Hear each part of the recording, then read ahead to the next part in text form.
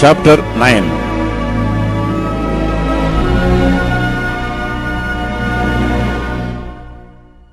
And when the queen of Sheba heard the fame of Solomon, she came to prove Solomon with hard questions at Jerusalem, with a very great company, and camels that bear spices, and gold in abundance, and precious stones.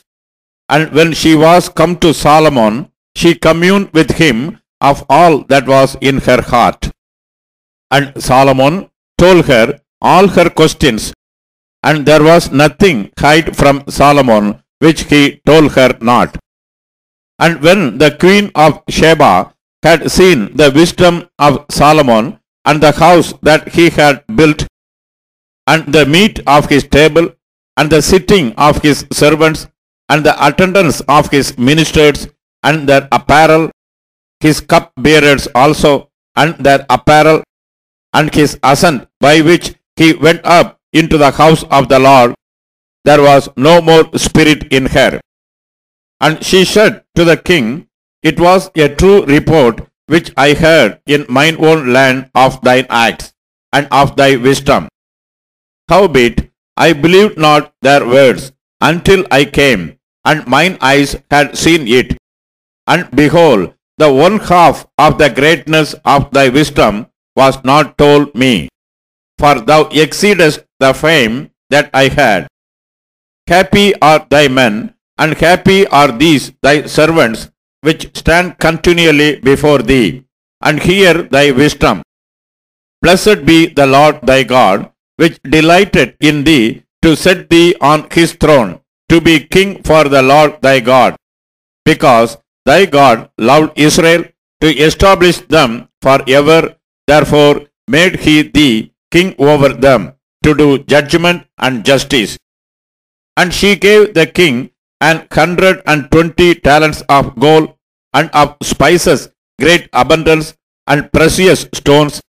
Neither was there any such spice as the queen of Sheba gave King Solomon.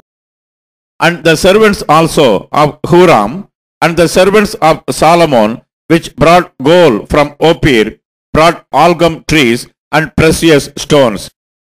And the king made of the algum trees terraces to the house of the Lord, and to the king's palace, and harps and psalteries for singers, and there were none such seen before in the land of Judah.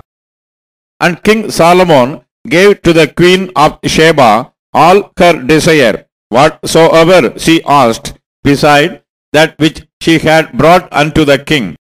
So she turned and went away to her own land, she and her servants. Now the weight of gold that came to Solomon in 1 year was 666 talents of gold, beside that which capmen and merchants brought. And all the kings of Arabia and governors of the country brought gold and silver to Solomon. And King Solomon made 200 targets of beaten gold. 600 shekels of beaten gold went to one target. And 300 shields made he of beaten gold. 300 shekels of gold went to one shield. And the king put them in the house of the forest of Lebanon. Moreover, the king made a great throne of ivory, and overlaid it with pure gold. And there were 6 steps to the throne, with a footstool of gold, which were fastened to the throne, and stays on each side of the sitting place, and 2 lions standing by the stays. And 12 lions stood there on the one side, and on the other upon the 6 steps. There was not the like made in any kingdom. And all the drinking vessels of King Solomon were of gold, and all the vessels of the house of the forest of Lebanon were of pure gold. None were of silver. It was not anything accounted of in the days of Solomon. For the king's ships went to Tarshish with the servants of Huram. Every 3 years once came the ships of Tarshish bringing gold and silver, ivory and apes and peacocks. And King Solomon passed all the kings of the earth in riches and wisdom. And all the kings of the earth sought the presence of Solomon to hear his wisdom that God had put in his heart.